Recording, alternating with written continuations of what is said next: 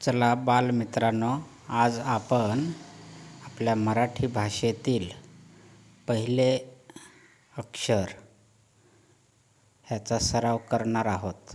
तुम्ही ओळखलत का हे? ठीक आहे. नसल ओळखायला आलं तर मी सांगतो, हे आहे क. तर हे लिहायचं कसं? बघा, काल परवा किंवा मागच्या व्हिडिओमध्ये मी तुम्हाला शिकवलं होतं रेषांचे अवयव. त्याच रेषांच्या अवयवाचा अर्धा गोल. काय माहिती आहे ना तुम्हाला? अर्धा गोल. अर्धा गोल काढायचा आणि त्याच्यानंतर त्याला उभी रेषा द्यायची. लक्षात आलं? काय काढलं सांगा बघू? अर्धा गोल. हळूहळू आता आपण क कडे जाणार आहोत. उभी रेषा, त्याच्यानंतर परत दुसऱ्या बाजूने अर्धा गोल. लक्षात आलं? परत एकदा लक्षात द्या. अर्धा गोल,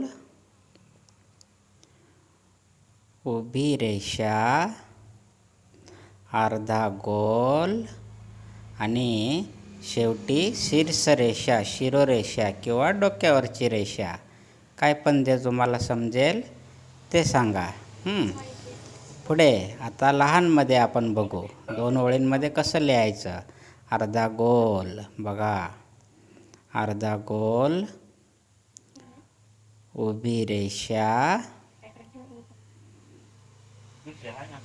परत अर्धा गोल, उभी रेषा, दुसऱ्या बाजूचा अर्धा गोल आणि शीर्षरेषा. असं आहे ते. शीर्षरेषा पुढे येणार. अर्धा गोल, उभी रेषा, दुसऱ्या बाजूचा अर्धा गोल आणि अर्धा गोल, उभी रेषा, अर्धा गोल आणि शीर्षरेषा. जे आता तुम्हाला दिसत नसणार, पण शीर्षरेषा, शिरोरेषा द्यायची आहे. परत अर्धा गोल. इथं मी एका स्ट्रोकमध्ये काढून दाखवले तुम्हाला. हा थोडासा वेगळा आहे बरं का. पेन एकदाच ठेवायचा. अर्धा गोल, परत ती स्टेप, उभी रेषा, अर्धा गोल, दिसतंय ना, आणि शीर्षरेषा. परत अर्धा गोल, उभी रेषा, परत अर्धा गोल आणि शीर्षरेषा. अशा प्रकारे हा आपला क तयार होतो. आता खालच्या ओळीला बघूया. अर्धा गोल, परत अर्धा गोल, त्याला जोडून उभी रेषा,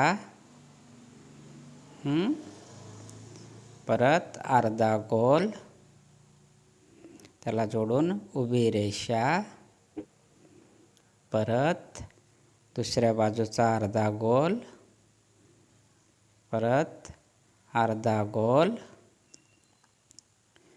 त्याला जोडून उभी रेषा, परत दुसऱ्या बाजूचा अर्धा गोल आणि शीर्षरेषा. इथे दिसली का? काही ठिकाणी ते रेषा बोल्ड झाल्यामुळे, जास्त जाड झाल्यामुळे दिसत नाही. अर्धा गोल, उभी रेषा,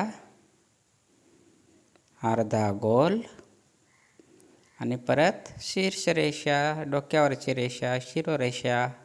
अशा प्रकारे आपण क काढायचा आहे. ह्या पद्धतीने जर आपण क काढला तर आपलं लेखनसुद्धा सुधारणार आहे आणि आपला लिहितानाचा वेळसुद्धा वाचणार आहे. लक्षात येते का?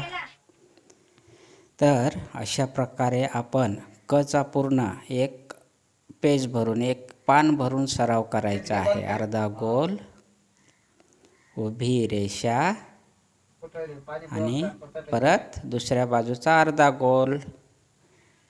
असं सारखं लिहत जायचं आहे, म्हणजे आपलं हस्ताक्षर सुधारणार. त्याच्यात शेवटी शीर्षरेषा द्यायची, डोक्यावरची रेषा ती द्यायला विसरायची नाही. अर्धा गोल, उभी रेषा, दुसऱ्या बाजूचा अर्धा गोल आणि शीर्षरेषा. अशा प्रकारे